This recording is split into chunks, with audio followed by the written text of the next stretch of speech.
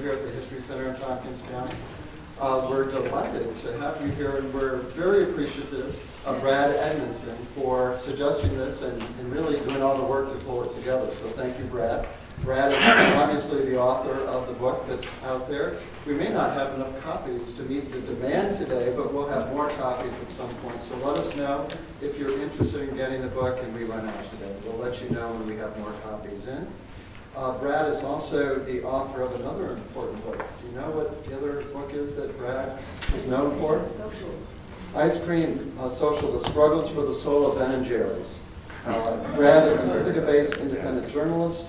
He is the former editor of the Ithaca Times and the American Demographics magazine, but now he's famous for this new Postwar Cornell book. So Brad, thank you very much for pulling this together and pulling the panel together. Thanks. Yeah, thank you all for coming. So in the next few minutes, we're going to be sharing stories from this project that I've been on for the last 3 years. I was really fortunate to get contributions from over 100 people on the book, which some of you have seen. And we're very fortunate that 3 of them are here today to share their stories with us. And they've all had distinguished careers. All 3 of our panelists have had distinguished careers. But today we're going to be talking about what they were doing 65 years ago. So I wouldn't use this as court testimony 65 years ago, but they're going to be great stories. All 3 of our panelists are from the class of 1951, and they were all undergraduates during a really tumultuous period in the history of Tompkins County. Cornell's enrollment doubled between 1944 and 1946. There were Cornell students crammed into every spare bedroom, a lot of attics. There were even Cornell students living in chicken coops in Tompkins County. That's not an exaggeration. There were Cornell students living in chicken coops in Tompkins County in 1946. And most of the students at Cornell, the majority of Cornell students in the late 1940s, were veterans of World War II. They were a singular generation. They were brought here by the GI Bill. And of course, this was the greatest generation, the generation that went on to transform the United States and the world with what they did. And they learned the skills that they needed to have those amazing lives at places like Cornell University. So before I turn the mic over to the panelists, and to your questions, I want to tell you a little bit about how this project happened. It's the idea really of, what, is the mic? Oh, yes. So I want to tell you a little bit about how this project happened. Is that? Yeah, well, how's this? Do you need it? It's not on. Not on. No. Can you hear me in back, Bill? You can all hear me. I don't think we need this. Yeah. So anyway, I want to tell you a little bit about how this project happened. It's really the idea of 3 people from the Cornell class of 1950 who hired me to do this project. A guy named Stan Rodwin, a very fine journalist named Marion Steinman, and John Marcham. And many of you are familiar with John. He was a board member and a supporter of the History Center for decades. And the research room here is named for John Marcham. He was also a Tompkins County legislator. He was a journalist for the Cornell Daily Sun in the 1940s. He was a journalist for the Ithaca Journal in the 1950s and 60s. And then for 3 decades, John Marcham was the editor of the Cornell Alumni News.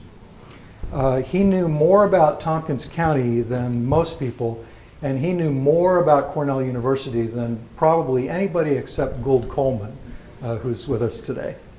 Gould Coleman, the former Cornell archivist. University archivist. So in addition to all of that, John Marcham was also a really great editor. He was a great editor that I had the pleasure to know and work with for over 30 years.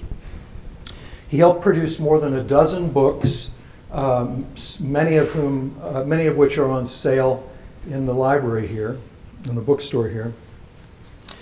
And he helped with the outline, the design by a very talented designer named Mo Veely. He helped with the photos, he helped with the copy editing of this book that we're launching today. And John and I were on the home stretch of producing this book when he died last December. So this is a John Marcham production in every sense of the word, this book. He asked me to write this book for the 65th reunion of the Cornell class of 1950, which he's a member of. And we decided to do it as an oral history with minimal narration because the stories and the archival material for this project were both so good. They didn't really require an omnipotent narrator to tell you what it means. The book came out for the reunion and was distributed to members of the class of 1950 in June, and they let me keep the copyright for it. So after the reunion, I went back and re-edited the material for a more general audience and released it in the second edition, which is the one that you have today. We have just a few copies of it for sale here. There's more coming in a few days. So if you don't get a copy today but you want one, just let Rod know at the desk, and we'll get a new edition to you within a couple of weeks. So instead of boring you with all of my opinions about what this book means, I'm just going to ask each panelist today to tell one story, and then we're going to take questions until our time is up. So we have three panelists, and as I said, they all have distinguished careers. Jane Marcham, Rip Haley, and Bill Kaye. And we're going to start with Jane. Jane was on the staff of the Ithaca Journal for 29 years.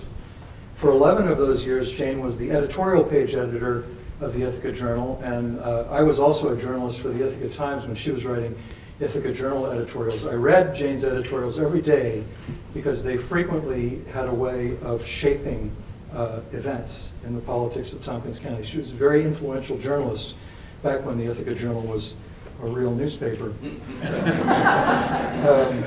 There was a time. But as a Cornell student, Jane worked on the Cornell Sun, which was where she met John Marcham, to whom she was married for more than 60 years. And Jane is going to tell us a story about something that ran in the Cornell Sun and what happened after it ran. So Jane, go ahead. Hi. I'm going to talk about the name withheld uproar. Do you want to do some gloves? Or? Do you want me to use it Yeah. all the way through? Okay. I'm going to talk about the name withheld episode on campus when we were here many long years ago, and this was in the spring of 1950. And there was an uproar that was known as Name Withheld. And that's odd. How could one letter to the editor cause such an uproar on campus? Partly you could blame the uneven ratio in Cornell's student body. For years it was about 4.5 males to 1 female, which multiplied the post-war difficulties of dating and social life on campus. The issue went public in a big way when a freshman compet for the Cornell Daily Sun decided to write about the insults and jolts inflicted on co-eds by the male majority in a letter published anonymously, that is, published name withheld. The result was an avalanche of mail from all sides in a war of words that lasted for weeks. The Sun editor, nearing graduation, declined to cope with this huge response. So a dozen Sun staffers, I think it was about 9 men and several women, including myself, I was women's editor of the Cornell Sun at the time, took up a collection and published a 16-page booklet of letters with a bright red cover and name withheld in capital letters. The booklet was promptly banned by Cornell administrators. We were told they didn't want a sex scandal on the Cornell campus. That made our booklet a free speech issue and guaranteed a sellout. We smuggled boxes of booklets into the basement window of a women's dorm, the one I was living in, and people bought 4 or 5 copies to help distribute them at 15 cents each.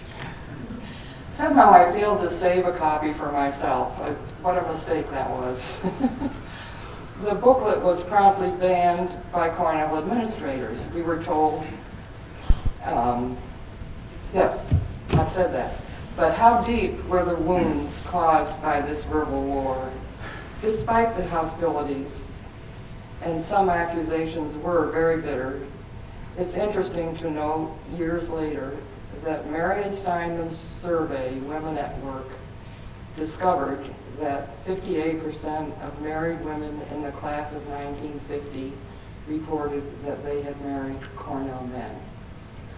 So you could say all's well that ends well. Fairly well, yes. Any questions?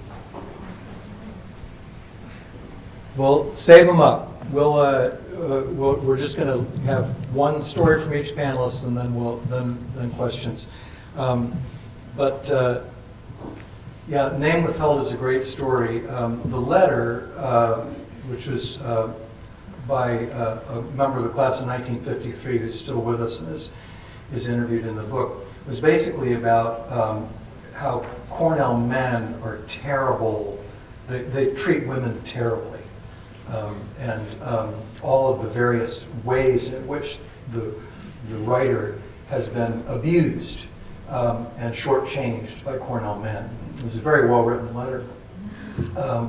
And then the letters to the editor in response sort of got into the issue of dating and the relationships between male and female undergraduates in a fairly detailed way. It was basically about dating and sex and love, and it erupted into print, which is significant because it was a subject that just didn't make it into print back then.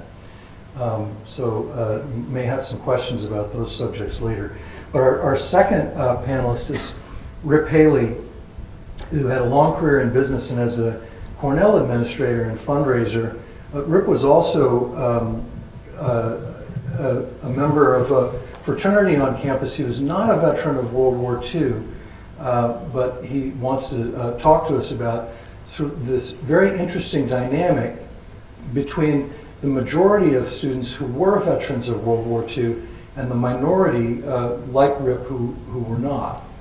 But before I turn the microphone over to him, I'll also tell you that Rip was also a linebacker on the great Cornell football teams of 1948, 49, and 1950. And this was an era when Cornell the football team was champion of the Ivy League and also was ranked in the top 20 teams nationally, if you can believe that. That was the case for 3 years running, and Rip was on all of those teams.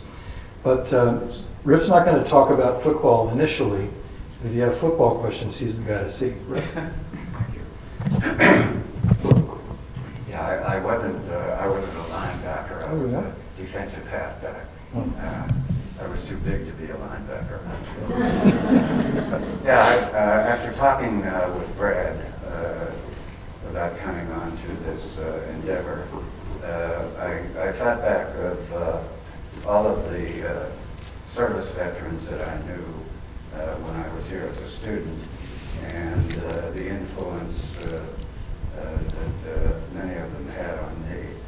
And a story came to mind that I thought I would share with you. I had only one address in all my 4 years at Cornell. I was, as part of the scholarship or package arrangement, I was sent to live at the Beta Theta Pi house.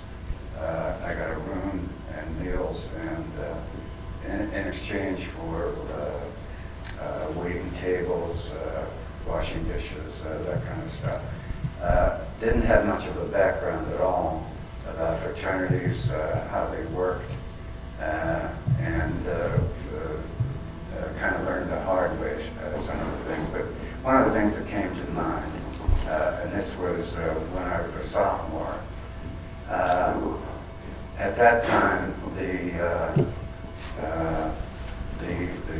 the incoming pledge class, the rushing took place the first week or weeks that we were back on campus, and it was a different system in those days, as you might expect, and I learned that in being a sophomore, and therefore being involved in selecting the incoming class, I learned that a single ding could keep a person out of an invitation to join the fraternity. And after we had a bunch of freshmen guys over for dinner, talked to them, we then got to the point of selecting them to be to ask to join the fraternity. And I happened to know one of the freshmen whom we had over for dinner.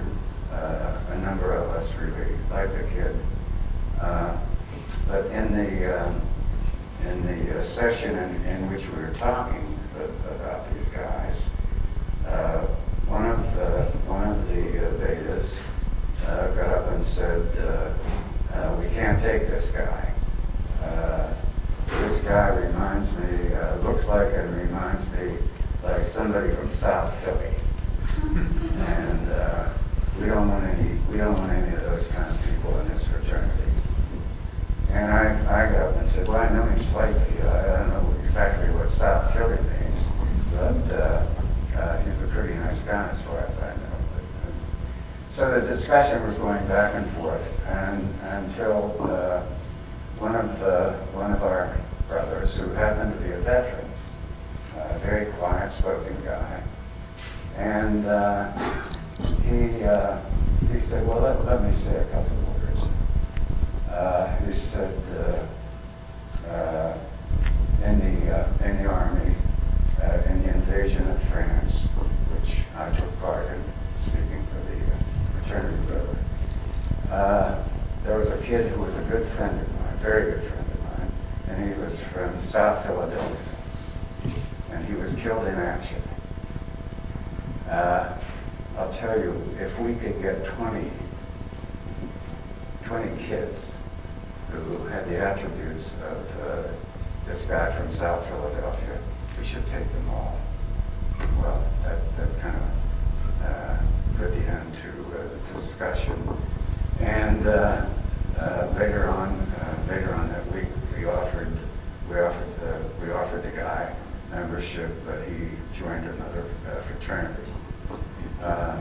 But just to finish it up, he was a great guy, known by a number of people in this room, I can assure you.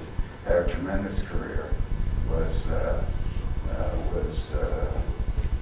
Actually, I think he became a trustee of the university, but he was a major donor of the university, just the kind of person that everybody was looking for. That really stuck with me, the fact that this senior guy was able to influence all of us in the right way. Thank you. Thanks, Trip. So, do you I know we're not supposed to ask questions, but I can't resist. So when the guy said he looks like somebody from South Philly, was he really saying he's Italian? I think so. Yeah. I think so. So it was sort of a coded ethnic, yeah. And I think that the idea of blackballing was this one ding that you mentioned.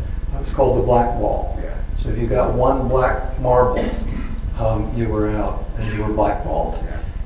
So Rip is really touching on something very significant that I'm sure we'll get into later, which is that a lot of the fraternities back then had either explicitly or implicitly had restrictive clauses There were fraternities for Protestants, there were fraternities for Catholics, there were fraternities for Jews, and some of the fraternities and sororities had covenants in their charters that were enforced by the national organizations that barred Jews, Catholics, so forth and so on, from joining the fraternity. This was 1948, 49.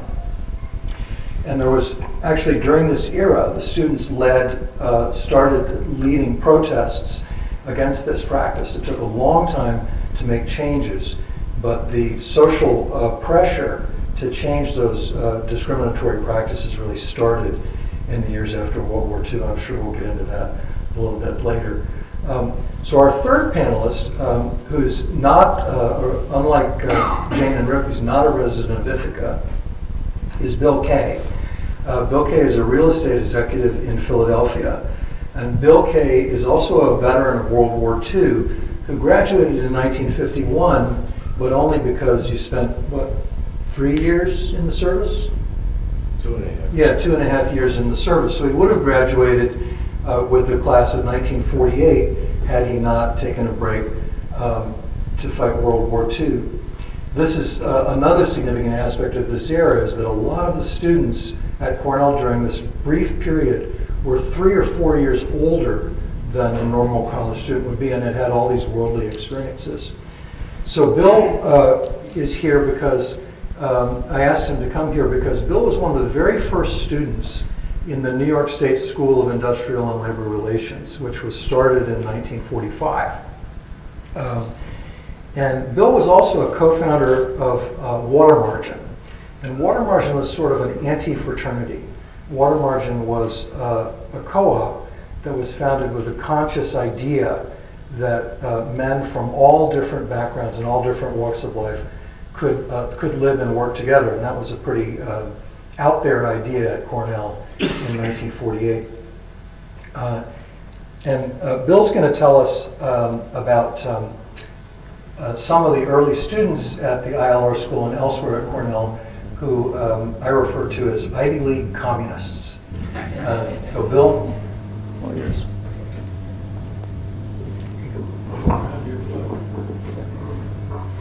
Thank you.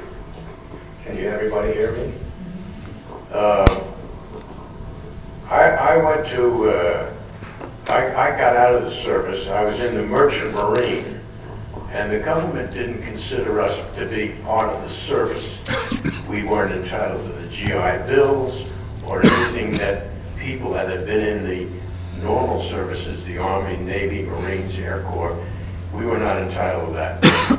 However, I really wasn't too worried about that. And when I got out of the service in '46, I was not educationally oriented. My father, who was a graduate of Cornell, class of '22, was very educationally oriented and forced me to go to college. And I went to NYU at night in White Plains, New York, which is about 35 miles outside of New York City, where their main headquarters were. And as soon as I got into school, I realized that I wanted to continue, and so I applied to Cornell. I was rejected by Cornell 4 times, but I kept on applying. And my father, and I applied to the ILR school. The reason that I applied to the ILR school, 2 reasons. One, it was totally free in those days. It was a state school, and there was 0 tuition, which is something that I could really afford. And number 2, it had no math, no science, and no language requirements. Perfect for this moron. Because when it came to schoolwork, I was really bad. I didn't have the desire, the drive. However, I made it. And I've been very successful in my business career. I became a builder and land developer, and I own rental apartments to this day that are quite successful outside of, in matter of fact, the suburbs of Philadelphia. You can call me one of the Phillies. Now, at the time, Cornell's fraternity organizations, as you've heard, were very restricted. I applied originally to a house called ZBT. ZBT was a Jewish fraternity. It was the only one, only kind of fraternity that I could belong to. I didn't apply to the fraternity that my father had been a member of.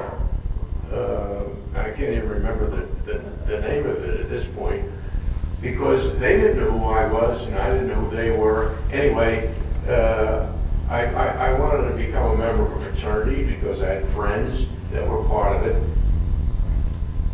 And so I applied to ZBT. Now, I was not happy with the fraternity system because I had been in the service and I had been, associated with people of all races, colors, creeds, etc. And we decided, a small group of us, if you remember the name Jack Shankman. Jack has passed on since then, but a really great person. And then there was a guy by the name of Sam Sackman. And I think Sam is also gone. But we decided that we want to organize a fraternity that was interracial and interreligious. And it didn't have the kinds of requirements in terms of religious or racial backgrounds that any fraternities have. There was none of the fraternities at Cornell ever had a black guy that belonged, God forbid. Because all their graduates would have absolutely come in and killed them. And we applied to the university to rent us a house. And the university said, we'll rent you a house, you gotta have $10,000 in the bank. Well, $10,000 in 1947-48, that was a lot of money. And we went to New York City and we raised the $10,000, which we called our trust fund. And they rented us a house, 103 McGraw Place. It's there to this day. And it became in terms of being a fraternity, it was quite successful. We had a great group of guys that were, I think, socially quite liberal, however, business-wise, mostly quite conservative, which I've been all my life. And this was how Watermargin was formed. Now, from what I understand, the name Watermargin is a translation from a Chinese proverb that means all men are brothers. And that was that's what we had under the name of our house, Watermargin, all men are brothers. And so, and you weren't asked to join Watermargin, you had to apply. And you applied, and then for the next 3, 4, 5 weeks, you had to do something decent in the township, which everybody did. And then we would have a membership meeting. And we had these membership meetings quite a few times a year. We fought about every guy coming into Watermargin. Every single person would. And our membership meetings would last until 3, 4 o'clock in the morning because we were fighting about all these men. We didn't have any women in Watermargin. Now, when I graduated, they decided that I should be in charge of this sum of money, and I took it and I invested it very, very carefully, and because I was afraid to lose some part of it. But I kept the principal in stock, and it grew slightly. And I don't remember what year it was, but it wasn't too many years ago. The guys from Watermargin came to me and said, Mr. Kaye, we need $2,000 or $3,000. I said, why? We want to take it out of our capital. Why? Because we're going to do the 3rd floor over again. And I said, what's going to happen on the 3rd floor that you got to do the 3rd floor? That's where the women are going to live. And I said to myself, I was born 40 years too soon. Why didn't that happen to me? However, they did, and I think that women are now members of Watermargin. And I believe that the fraternity caused the other fraternities to take the restrictive clauses out of their chapters.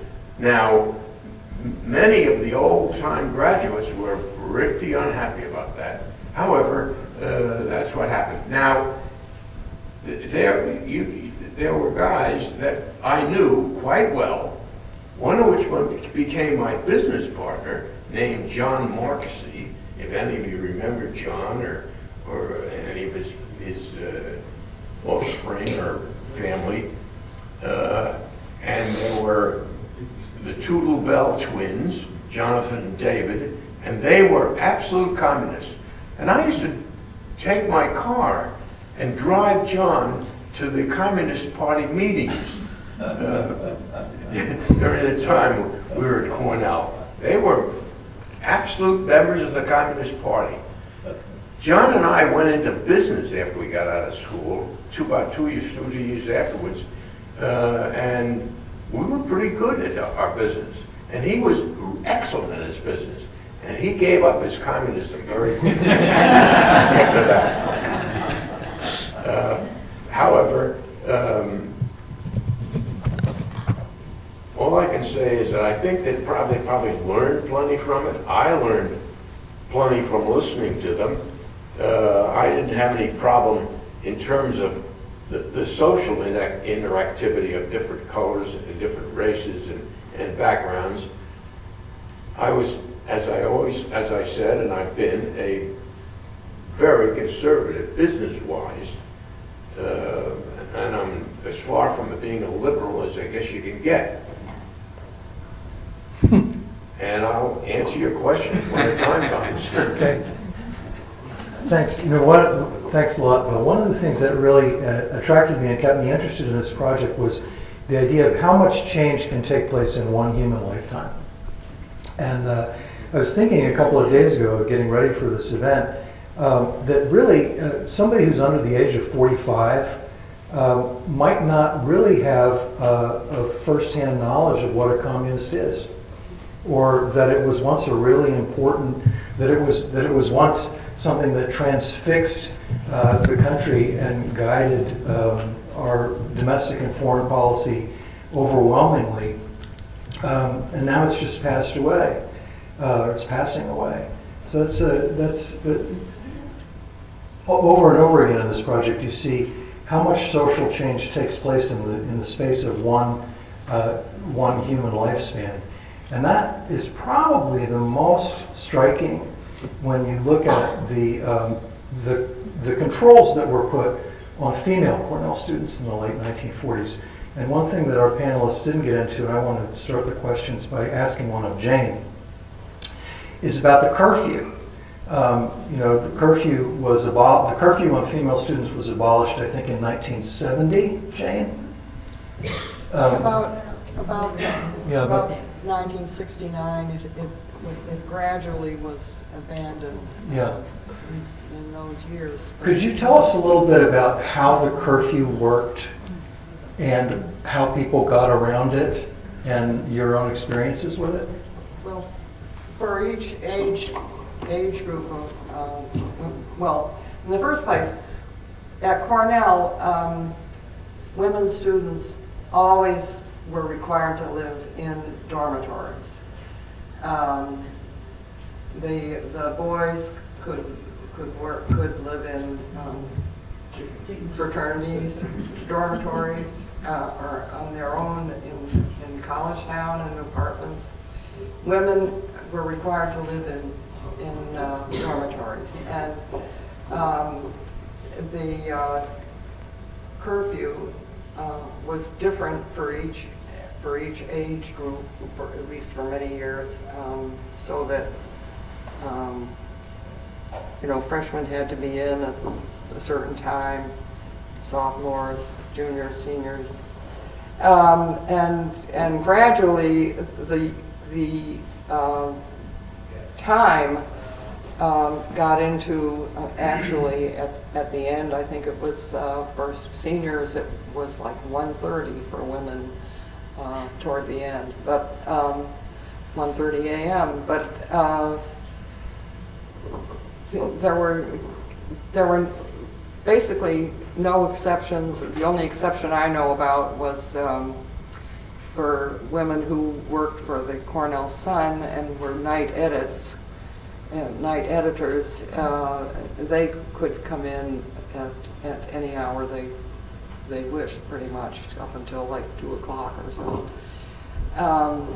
But otherwise, activities and everything, people had to be back in the dorms. And for women felt to some extent that this was a kind of protection if your date was really, he was a total loss. Yeah, you were glad that you had to be in at 11 o'clock and didn't prolong the agony, but actually it was just an artificial kind of thing that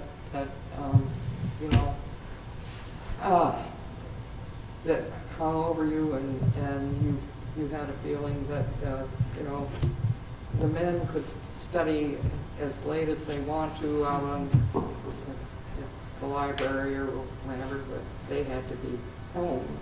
They had to be in the dorm. We have a question, Bill?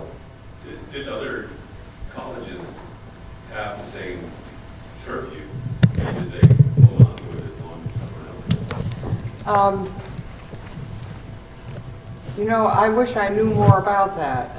Books have been written about it, but I don't see that much information comparing Cornell to other colleges. I think the answer is yes. Most all colleges back in the late 1940s had those that enrolled women, and most American universities and colleges, only a small proportion of colleges in the 1940s actually enrolled women.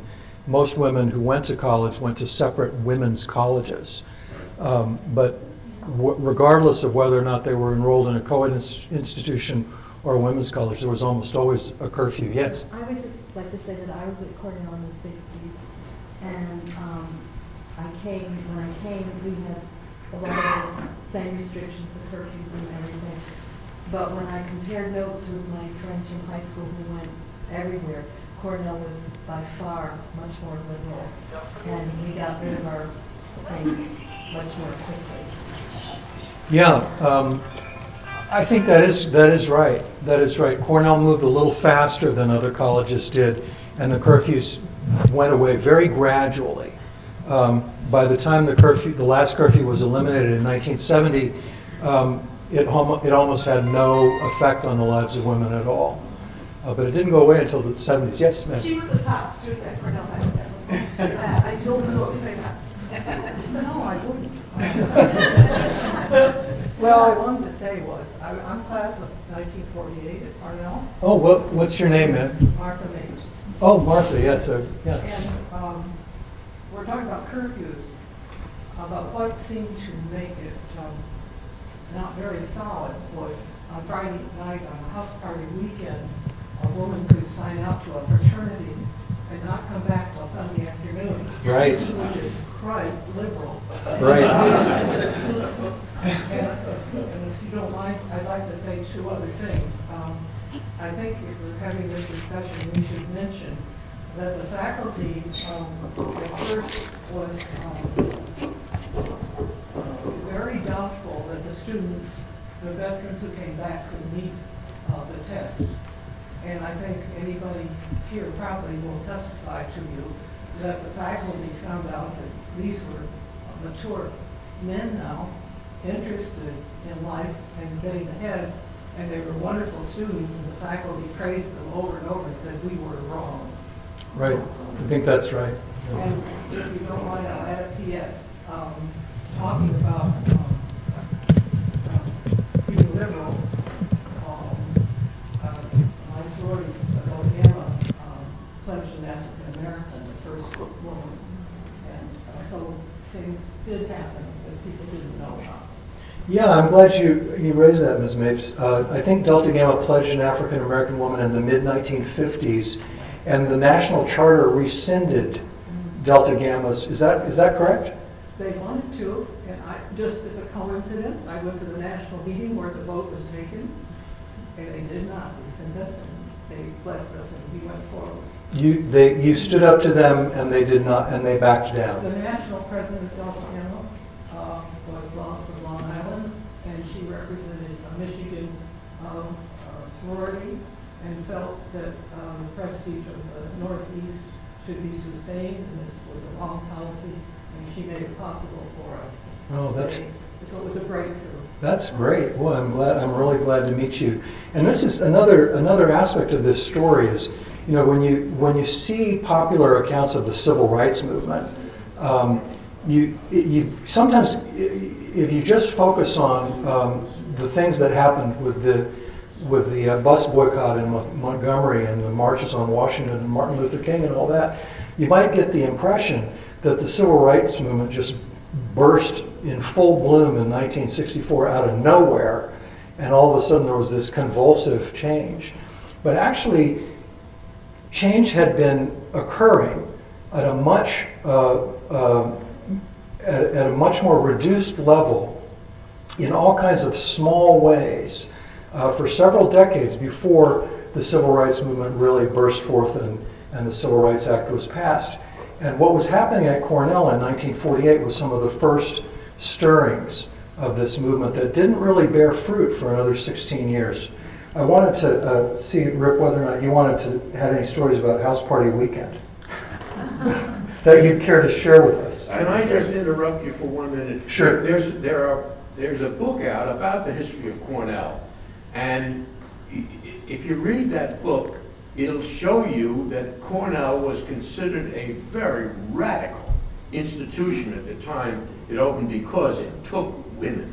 That's right. When they opened the university to the general public, they took women, and that was considered a very radical move. Right. But they didn't take women right away. They didn't take women for years, and it was, you know, they said that they wanted to be a university that would teach anyone, but it was a long time, and that was because they did not have buildings where women could be housed, and not until Sage College was built. Which was, I don't know, a matter of some years. It was at least 6 years, I think. And other colleges and universities got ahead of us. Yeah, I think Sage College was built, I think, in 1875. Is that right? That's right. Yeah. Well, you would know. Yeah, and Cornell had been running for 10 years. There were women before that. Yeah, women were admitted from the beginning, but Cornell had a lot of trouble. Yeah, they did. Cornell had a lot of trouble integrating women into the student body for its first decade, and that's why Sage College was built. In the back, Michael? Right, so my question is about, when you're young, you're more impressionable. When you're old, you're more set in your ways.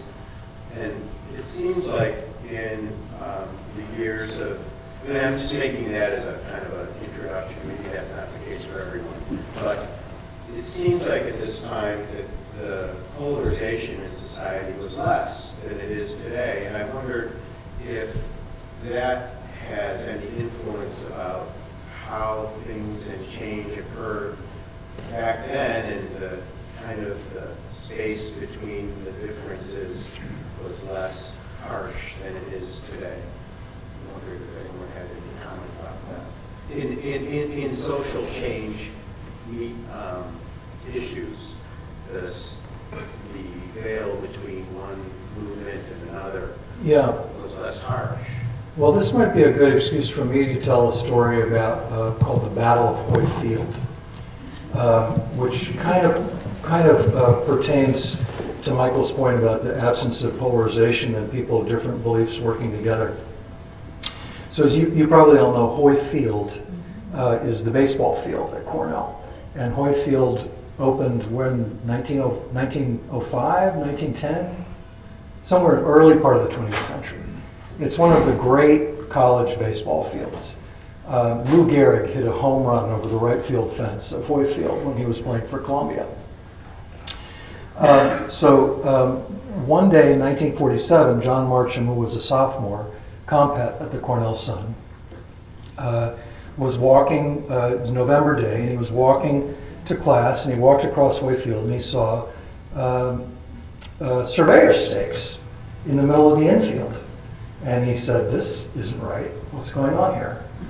So he went to the director of athletics, Bob Kane, and said, "What's going on, Bob?" And Bob, who was pretty upset about what was going on, told him off the record that the trustees were going to build a permanent home for the School of Industrial and Labor Relations on Howe Field. That was going to be where the buildings were going to go up. And the trustees hadn't bothered to tell the alumni or the students of anybody, because back then, the trustees really didn't understand the importance of stakeholders to the decision-making process. Cornell, after all, was just starting its first professional fundraising campaign in 1947. So the whole idea of the modern university that really includes students and alumni in its decision-making, it hadn't happened yet. So John wrote a column about how Howe Field was going to be the site of the School of Industrial Labor Relations, and people got very mad, and they protested for about a year. But then the trustees held firm, and they voted again that yes, they were going to put the ILR school on the site of this baseball field. And at that point, a coalition of students got together, and there were students from the Interfraternity Council, which was socially the most conservative student group on campus. There were students from the Independent Council, which was a group of students who didn't belong to fraternities, and they were socially a lot more liberal. And there were also women were involved, athletes were involved, people from the ILR school were involved. People from all across the political spectrum got involved to overturn the trustees' plans. And these are people who did not agree with each other about who to vote for president, but they all worked together in a very concentrated and very effective way to put pressure on the trustees to reverse their decision. Now, that had never happened before in the history of Cornell. I don't think a broad grassroots coalition had ever formed which persuaded the trustees to change their minds. And the students did something very shrewd, which was they contacted alumni and said, "This is not right, you love Howe Field, help us save Howe Field." And the alumni started pressuring the trustees to change their minds.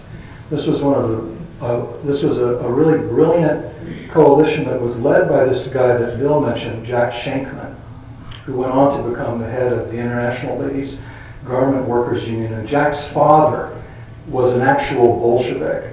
Jack's father actually was a Bolshevik revolutionary in Russia. And Jack's main colleague in organizing this battle with the trustees was a guy named Richard Keegan, who was the head of the student council. He was the president of the student council. He was also the president of a fraternity, and he was a very conservative guy. But Jack and Dick Keegan worked together. They were the leaders of this coalition. And in the end, they did get the trustees to stand down. Howe Field was saved, and the ILR school didn't get a permanent home until 1962. So yes, I think, Michael, one big difference is there was less social polarization, and it was easier for people who have political differences to work together back then. If you look at that book that's out there, it'll show you a picture of the ILR school back in those days. And I went there, and we were in a Quonset club, if you know what Quonset club is. And there were some very light frame buildings next to us that we used. And basically our school was in this Quonset hut until it moved to where it is now. And that was a veterinary, as a matter of fact, that was the veterinary medicine school. And that didn't become available to the ILR school until that school moved out to where they are now. Howard Road, So you had a question. there was a sorority that lost its charter because they pledged, they've initiated a black woman, Sigma Kappa, in something in the latter 50s. Yeah. In the mid to late 50s. And also House Party Weekend, at the fraternities, it was not altogether free skate. There were some very firm rules which are presumably and generally pretty well enforced by the Interfraternity Council. That the women had, no fraternity brother could go above the first floor and so on and so forth. And you had to have chaperones, which weren't that easy to get because usually they were people who were 1 or 2 days, 1 or 2 years out of school, a young couple that would come and stay there and so forth. So it was an interesting time. So tell everyone your name and the year you went to Cornell. Bob Kaye, I came in 1951, and I was here, class of 55, I got my last degree in 57. Yeah.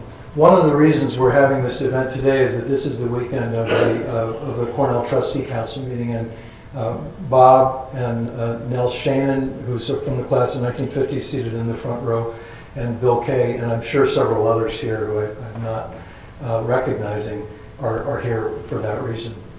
Alan? Is the Dick Keegan who was involved in the Hoyfield episode the same guy who was budget director for Cornell around 1960? Yes. Is that right? Yes, I think so. Yeah. I think that's the same guy. So they got over it.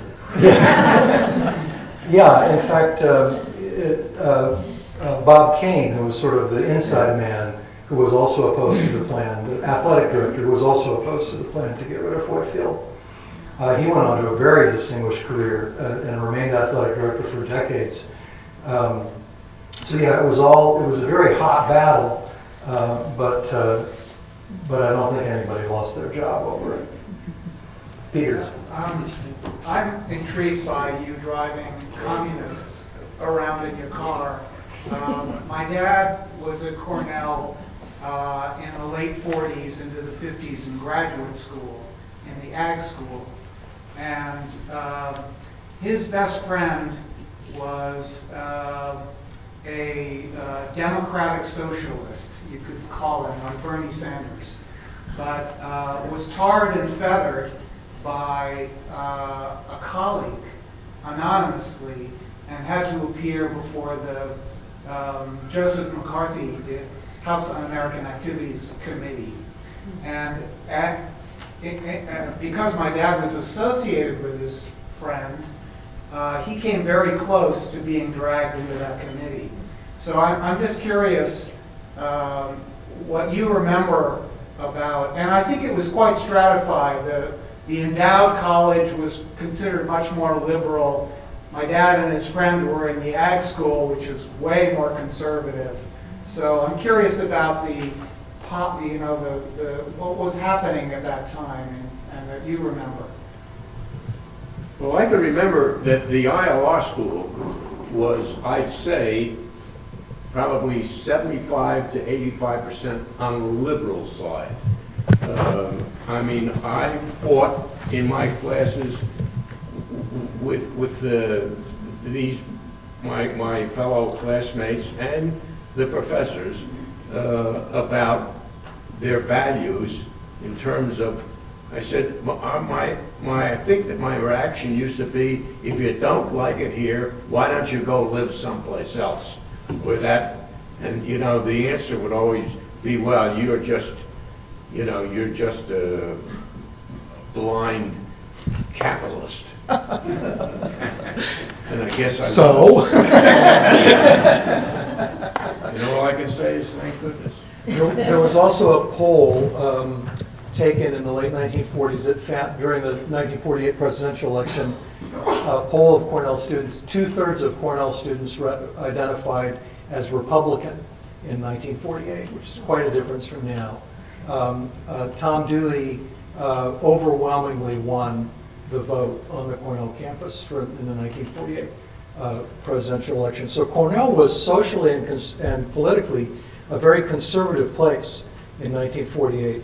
And the ILR school was a big change for Cornell because it suddenly brought in this large group of people who were concerned with the relationship between workers and their management, And so naturally, a lot of those people had very progressive beliefs. So it was a real big change in the culture of the place.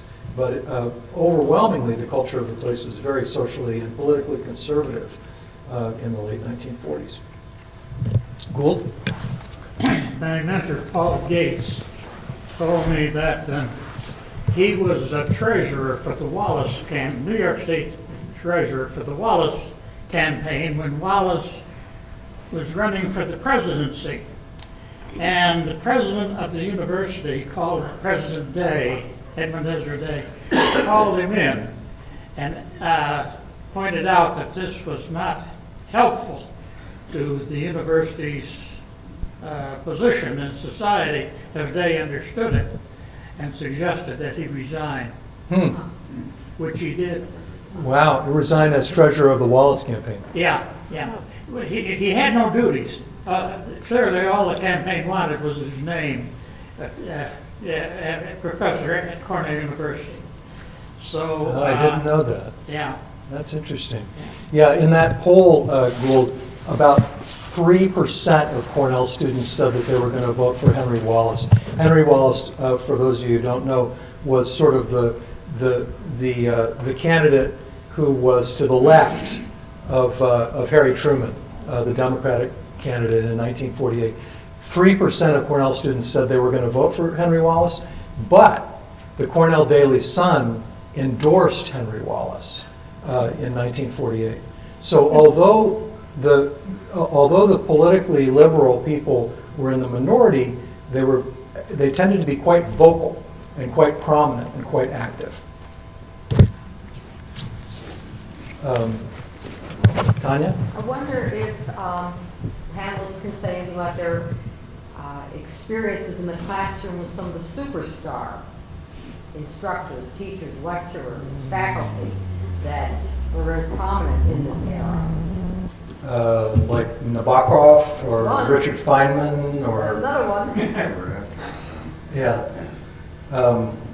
Anybody have any good professor stories? Yeah, I can. I was a government major in arts and sciences, and had visions at that time of maybe going on to law school, which I never did. But the government department had a number of just excellent professors. My favorite happened to be Clint Rossiter, and he was very charismatic, very very tough grader, but also so enthralling that you never missed any of his classes. The one that I remember in particular was he was talking about General MacArthur. And at this time, MacArthur was the head of our forces. He was stationed in Japan, and a lot of people thought that he had political ambitions. And I forget exactly what the issue was, but he made a couple of public comments that were they were strictly insubordination to Harry Truman, who was the president at the time. And as he would do, Professor Rossiter would engage us in conversations about things that were going on at that time, and we had a big discussion. And he ended the discussion that day by saying, "I'll tell you one thing you can put in the bank. Truman will never fire MacArthur." The next day,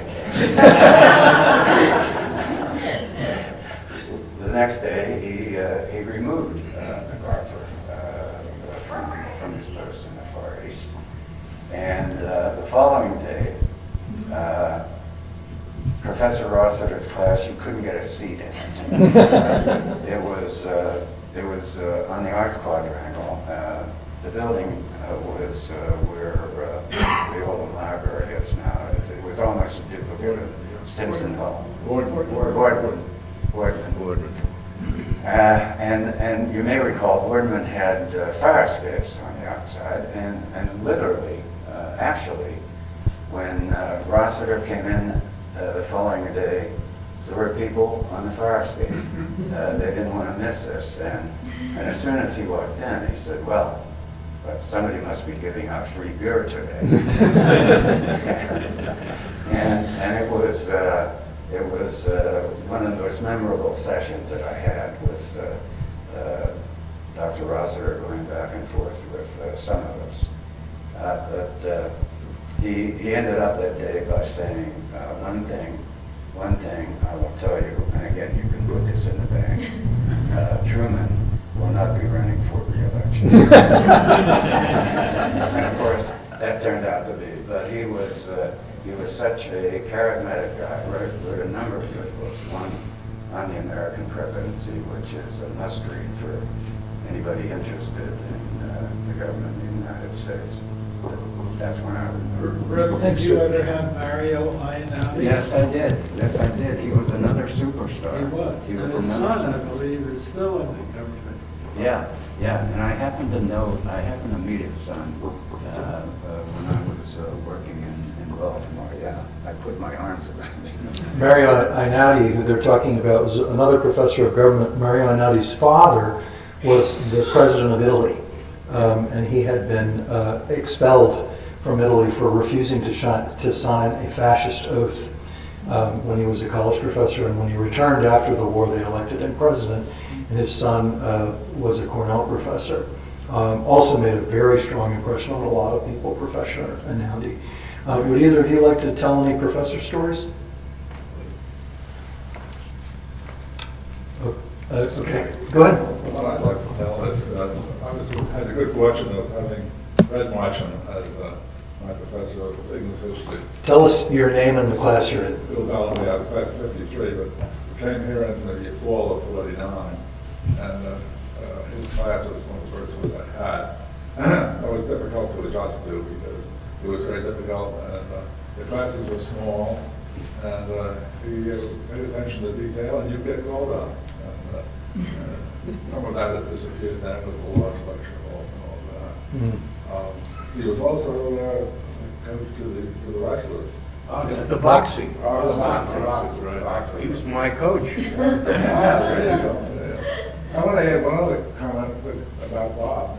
Talking about the women coming to the fraternities and how there was great separation and care to make sure that there was no.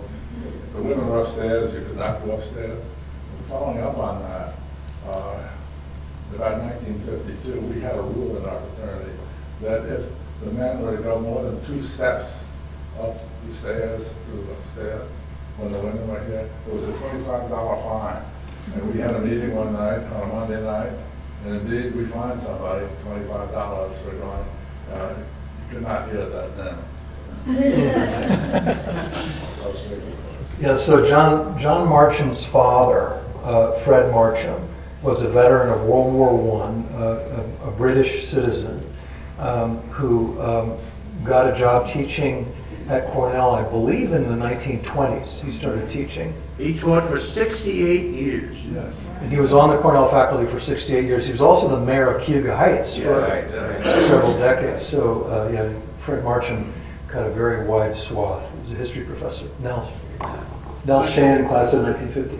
My first class at Cornell at 8 o'clock on Monday morning was Professor Fred Marcham of English history. Is that right? There's a great anecdote. Fred Marcham fortunately left behind a lot of writing, and there's a great anecdote in the book. Fred Marcham telling the story of teaching during the era when Cornell was an occupied military camp during World War II. The majority of students at Cornell were actually GIs. They were actually enrolled in the military. And these GIs didn't really take their academics as seriously as normal Cornell students did. And Fred taught this class that met at 8 o'clock in the morning. So he wrote this really hilarious letter that's in the book about how the most amazing thing happens at this class, which is that all of the students march in formation. They're all in uniform. They march in, they sit down, and they immediately all go to sleep. And he tells this great anecdote about how he would complain about it. You know, he would say, "Don't go to sleep. You know, this is valuable." No, don't go to sleep. And so he called the CO. He called the commanding officer and said, "This is really ridiculous. They're all going to sleep." So the commanding officer said, "Okay, I'll put a stop to it. I'll come to class, and anybody who falls asleep, I'll write their name down, and they'll get KP or something." So I don't know if this is true or not, but the punchline is the commanding officer also fell asleep. Fred Marcham was a really good writer. He was also quite an extraordinary photographer, and one of the books in the back is the photographs of Frederick Marcham, a book that John Marcham pulled together of some of Fred Marcham's photographs. He was very good at that too. Also one on birds. Yeah. Other questions? Fred Marcham was an outstanding human being. I can tell you that. I have a question for Jane. Was name withheld ever disclosed? The writer of the original, yes, she was, and she was like I said, a freshman convict, and Sandy Bangelsdorf was her name, and the word got out that that's who she was, and she is interviewed in one of the little vignettes in this book, and she said, "This changed my life. Everywhere I went, people, pointed to me, and they gave her a hard time, and one of her stories was that one of her dates wanted to take her to the bleachers and drove off, I guess, and I don't know, they were going to hug or something on the bleachers, and it was cold weather and everything, and so, but so she refused. But anyway, then the students would play on the radio. They would dedicate a request to play some music in honor of Name Withheld, and the tune that they had played was "Take Me Out to the Ball Game." and she got kidded, I guess, for the rest of her life, pretty much. And Sandy married twice. Neither of her husbands, the book says, neither of her husbands were Cornell students. Yeah.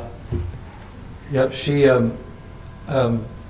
She was a great interview. She's still very much alive, and she also told me that a couple of years ago she was at an event in Florida, some sort of opera event, and a Cornell club had invited a lot of people to this event. And she was standing around in the lobby with a bunch of other people, and somebody said to these two elderly men, this was like 5 years ago, so these two elderly men, have you met Sandy Klein? And both of the old guys said, "Oh, we know who you are."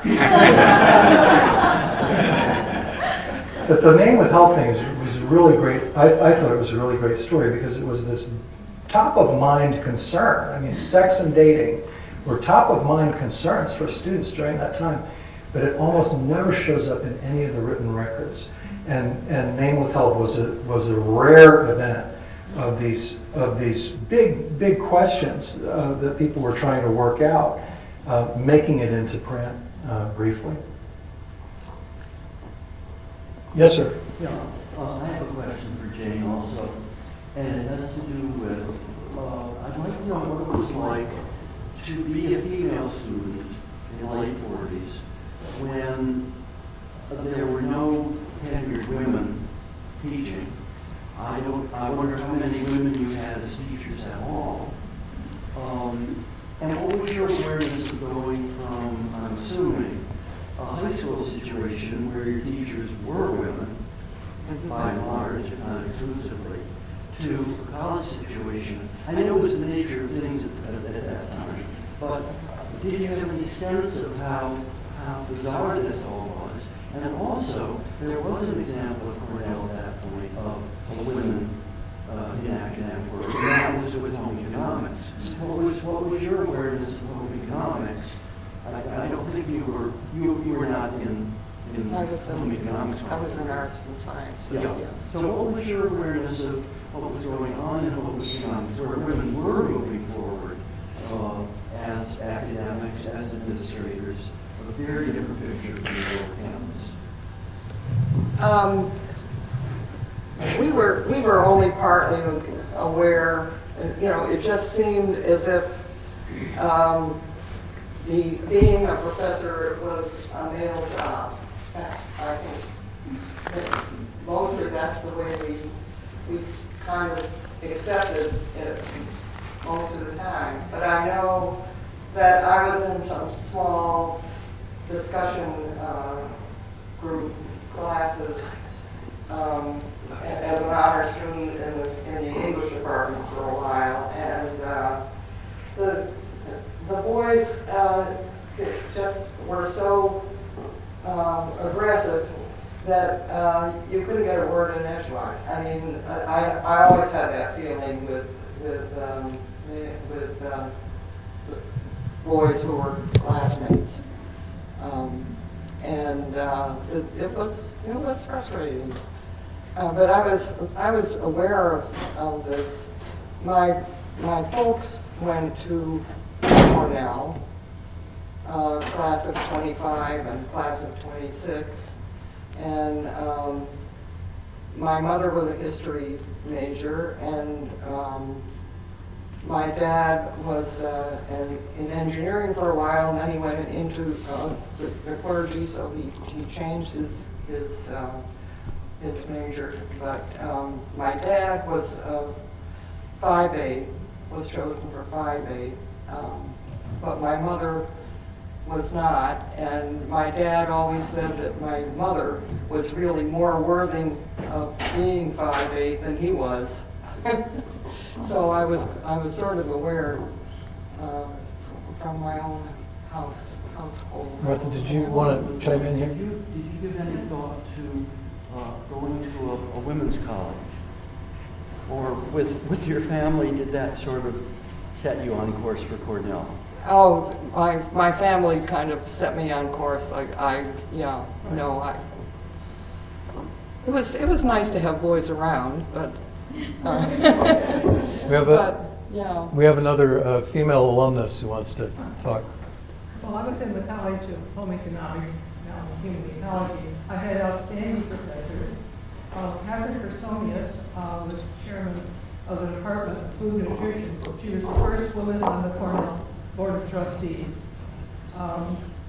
Grace Steinberg, Ms. Cannon, there were wonderful full professors, a long list. You would recognize some of them from the research that had been published by them.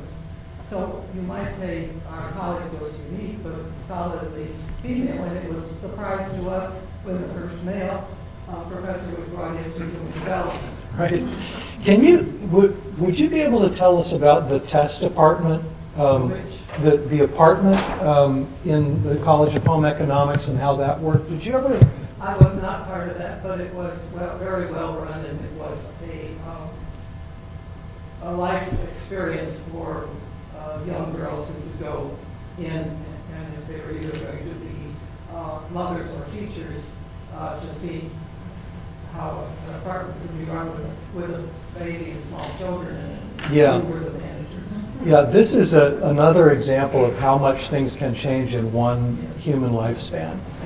From the 1920s Gould until the apartment had a baby, the apartment with the baby in it, I think they had an annual baby, because a Cornell baby. Yeah. And the girls. An orphan. Took care of this baby. And then at the end of the year, the baby was turned in. And And a new baby was issued. Yes. Baby was, it was very well, yeah. Yeah, it was. By all accounts, it was a very, very well-run thing. The records for that program, by the way, are today in the Cornell archives. And you can see how much a baby weighed at the beginning of the year and was weighed regularly. You can find out what the menu was for that baby. Oh. And comments, observers said, and comments. So yeah, it was a big deal. Yeah, so this thing of the apartment that had the actual baby in it and taking care of the baby was something that she got college credit for. This is something when I tell women who are under the age of 50 that this occurred, their jaws just drop. They just can't believe that such a thing was ever possible. But this is an era when there were lots and lots of children living in orphanages. And Cornell would get a child from an orphanage to live in the apartment under constant adult supervision. Every 8 hours, the student whose temporary job was mother would be assigned to care for the baby round the clock. If anything went wrong, the adult would be called in immediately. So the baby got way more attention than it would have gotten in an orphanage. And at the end of the year, the baby was almost always adopted. So it's another example of how times have changed. Somebody in 2015 looking back on this saying, how could this have happened? But back in the day, it was probably considered a pretty good thing to be the Cornell baby. Yes, ma'am. Going back to this apartment living. Talk louder. Okay, it was on its way out when I was there. There was no baby anymore, but people did live there, and they were assigned a budget to run their apartment. And if you were lucky, you were given the generous budget, but they had 3 different levels of apartment living. But I wanted to say that somebody came back to Cornell and some other colleges and did research on this baby business. And a novel was written called Henry's House, yep. Which it sounds like a pretty accurate description of what might have happened. And honestly, I just can't remember the author, but it is Lisa Grunwald. Oh, okay. It's a very nice. Yeah, it's a fun novel. I think it's a comic novel from the perspective of a Cornell baby all grown up, having trouble having lasting relationships with women. Because every 8 hours, a new one would change his diaper. Anyway, I don't see Rod. Rod, are you here? How long do you want this to go, Rod? We've been at it for over an hour. 10 minutes or so, and then people can... Okay, so we'll take a couple more questions. I don't want to wear anybody out. Yes, Gould. I'm surprised that no one has mentioned one of my favorite Cornell people. I refer to Rose Kaye Golson. Oh. One feisty and very liberal person. Did any of you know Rose Goldson? Rose Goldson? I didn't heard of it. She had a radio show. She was a sociology professor. Had a radio show, that's right. What our children see in the world depends on what we show them. Very good. Yeah. I was one for Paul Bearers. Oh, wow. Yeah, I also knew Rose Goldson.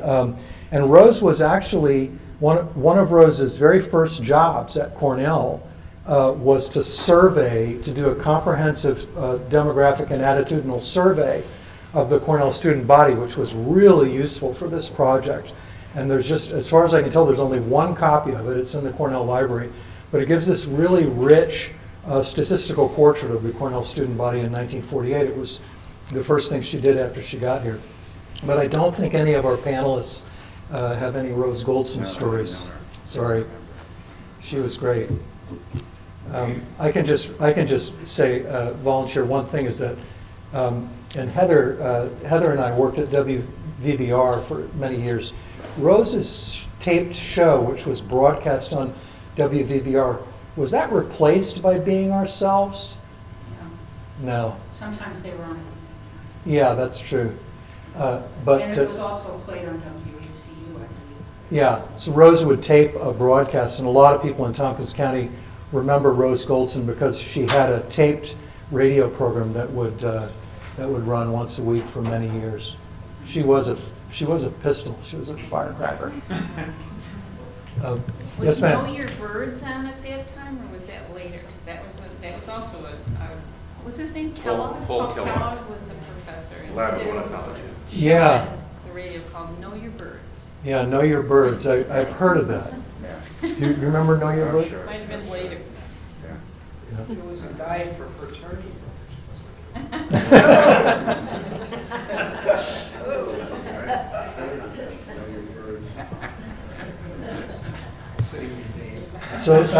So Lily, I don't want to put you on the spot, but Lily is a friend of mine. Thank you for coming. What do you think of all this? Do you have any questions? No. Well, thanks for coming and listening. I appreciate that. Yes. I'm surprised nobody has mentioned the great scandal in Cornell in 1951 with a lot of this plagiarism. Oh, yeah. And so forth. That's true. Well, that's a good story.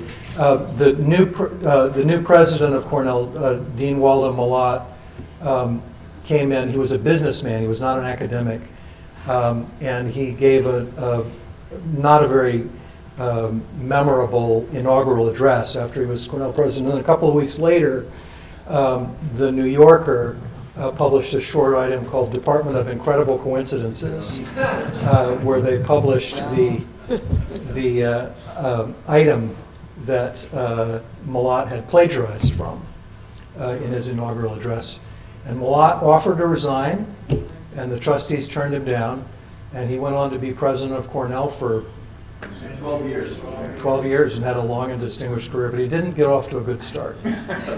Brad, he is Yes, the chancellor of the University of Kansas before coming here. It wasn't straight from a corporate career. Right, but he was not a PhD.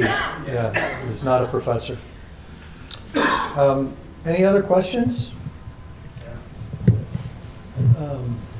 Have we played you out? Would any of the panelists like to say anything before we let you go? Any concluding remarks? I think we've mentioned most of the major themes in this book, and I'm really grateful for Rip and Jane and Bill to make it down here today, and especially to all of you for coming out and sharing some of this with us. Thanks a lot.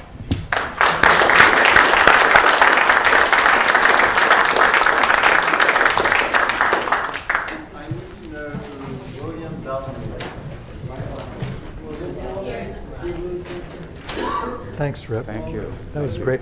I would like to come by